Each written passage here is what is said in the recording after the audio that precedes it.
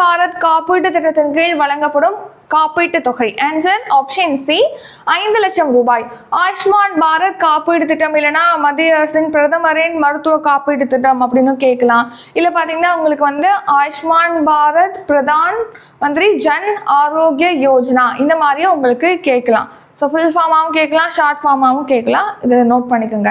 So இந்த ஆயுஷ்மான் பாரத் திட்டத்தின் கீழ் பார்த்தீங்கன்னா ஒரு ஆண்டுக்கு ஒரு குடும்பத்துக்கு 5 லட்சம் ரூபாய் வரைக்கும் காப்பீடு அளிக்கப்படுது. இந்த ஸ்கீம் எப்போ ஸ்டார்ட் பண்ணாங்கன்னா 2018 செப்டம்பர் மந்த் தான் இந்த ஆயுஷ்மான் பாரத் மருத்துவ காப்பீடு திட்டம் ஸ்டார்ட் பண்ணியிருப்பாங்க. இதை ரீசெண்டாக தான் எக்ஸ்டெண்ட் பண்ணியிருப்பாங்க. 70 வயதுக்கு மேற்பட்ட முதியோர்களும் இந்த திட்டத்தில் பயன்பெறும் வகையில் போன வருஷம் அக்டோபர் 29 இந்த ஸ்கீமை வந்து எக்ஸ்டெண்ட் பண்ணியிருக்காங்க.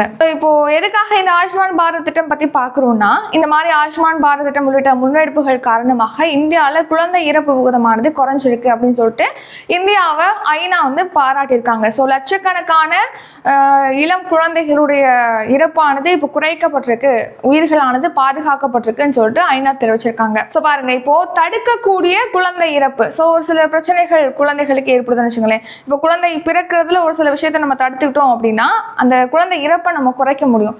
ஸோ குழந்தை இறப்பை தடுக்கிறதுக்கான விஷயங்கள் நிறைய இருக்கு. அதை மேற்கொள்வதன் மூலமாக குழந்தை இறப்பை குறைச்சதுல பார்த்தீங்கன்னா ஒரு 5 நாடுகள் சிறப்பான பங்களிப்பை ஆற்றியிருக்காங்கன்னு சொல்லியிருக்காங்க. அதில் நம்ம இந்தியாவும் இடம்பெற்றிருக்கு. ஸோ தடுக்கக்கூடிய குழந்தை இறப்பை குறைத்தமைக்காக இந்தியா, நேபாளம், செனகல், கானா, புருண்டி ஆகிய 5 நாடுகள் சிறப்பான பணியாற்றிருக்குன்னு சொல்லிட்டு ஐநா வந்து பாராட்டியிருக்கு. இந்தியாவில் பார்த்தீங்கன்னா 2000ஆம் ஆண்டுலேருந்து இப்போ வரைக்கும் 5 வயதுக்குட்பட்ட குழந்தைகளுடைய இறப்பு விகிதமானது 70% குறைக்கப்பட்டிருக்குன்னு சொல்லியிருக்காங்க. அது மட்டும் இல்லாம பிறந்ததுலேருந்து 28 நாட்களுக்குள்ள இறந்த குழந்தைகளோட எண்ணிக்கை விகிதமும் 61% குறைக்கப்பட்டிருக்கு அப்படின்னு மென்ஷன் பண்ணியிருக்காங்க.